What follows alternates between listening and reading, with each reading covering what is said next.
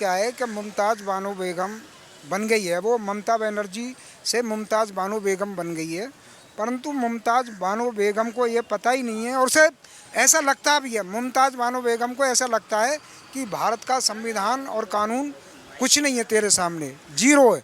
तू ही भारत का संविधान है और तू ही भारत की चीफ मिनिस्टर ऐसी है कि तेरा कोई भी कुछ नहीं बिगाड़ सकता है।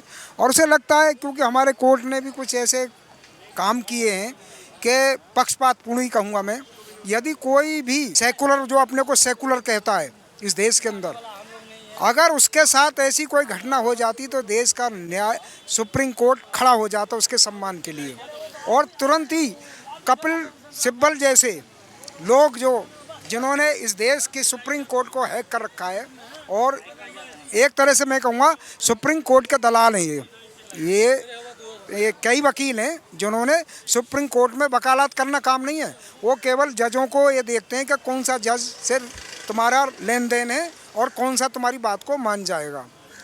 जिसमें से कपिल सिब्बल भी है, अभिषेक मनु सिंह भी है, और भी कई हैं ये इनके। तो वहाँ जाके पहुँच जाते और तुरंत सुप्रीम कोर्ट पर अपनी रिट याचिका घेरते, तुरंत ही उसकी जमानत कल ही हो जाती, उसकी जमानत कल नहीं तो आज हो जाती। परंतु ममता बनर्जी ने बहुत सोची समझी रणनीति के तहत मुस्लिम वोटों को एक तरफा करने के लिए उसने ये कांड किया, और अपने ही जज पे, जो उनका ममता बनर्जी का कोई निजी पर्सनल जज होगा, उसके अपना स्वार्थ होगा उस जज को, उसी पर ये केस गिर दिया गया। अच्छा, ये बताइए, जो वजाहत खान जिसने FIR की थी उसको अभी तक अरेस्ट नहीं कराया इन्होंने। उसने भी मोया मोत्रा ने भी बहुत वैसे बोल। यही तो दुर्भाग्य है इस देश का। मैं देश के न्यायालय से यही तो मुझे इस देश के न्यायालय से प्रश्न पूछना चाहिए। मेन चीज़ है जो मुख्यमंत्री सब करा रहा है, मुख्यमंत्री खुला प्रश्रय दे रहा है, तो ये क्या होगा? इसलिए कि जब स्वतः संज्ञान ले लेता है सुप्रीम कोर्ट, यदि कोई सनातनी कहता है तो उसके लिए भारत का सुप्रीम कोर्ट स्वतः संज्ञान ले लेता है।